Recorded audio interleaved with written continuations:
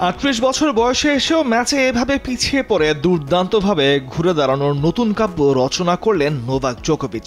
Alexander জাভরেভকে হারালেন French ওপেনের quarter ফাইনালে, আর তাতেই ৫৭ বছরের ফ্রেঞ্চ ওপেনের ইতিহাসে সবচাইতে বেশি বয়সে পা রাখলেন আসরের সেমিফাইনালে। গ্র্যান্ড স্ল্যামের একক শিরোপার ইতিহাসে নতুন রেকর্ড ২৫তম শিরোপার খোঁজে থাকা সার্বিয়ান তারকা জোকোভিচ প্রথম সেটেই খেই হারান। তৃতীয় বাছাই জাভরেভ প্রথম গেমেই ব্রেক করে বসেন ষষ্ঠ বাছাই জোকোভিচকে, তবে দ্বিতীয় সেট থেকে নিয়ন্ত্রণে ফেরেন জোকোভিচ। শুরুতেই ব্রেক করে এগিয়ে যান, পরের গেমে নিজেকে ব্রেক হওয়া থেকে রক্ষা করে ৪-১ ব্যবধানে জিতে নেন সেট। তৃতীয় সেটে জাভরেভ খানিকটা পিছিয়ে পড়েন জোকো থেকে, আর সেই সুযোগেই জোকোভিচ দারুণ সব ড্রপ শটে এগিয়ে যান। চতুর্থ সেটে ৪১ শটের এক অবিশ্বাস্য র্যালির শেষে জোকোভিচ দুর্দান্ত একটি পাসিং শট দিয়ে কেড়ে নেন ম্যাচের সব আলো। ৩ ঘন্টা ২০ মিনিটে টান টান লড়াই শেষে তিনবারের ফ্রেঞ্চ ওপেন চ্যাম্পিয়ন জোকোভিচ লড়াই জিতে নেন ৪-৬, ৬-৩, ৬-২, ৬-৪ ব্যবধানে।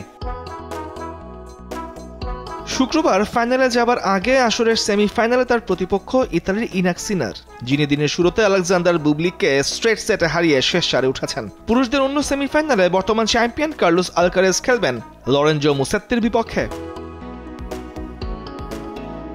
তামিমুর রহমান, স্পোর্টস ডেস্ক, দেশ টিভি।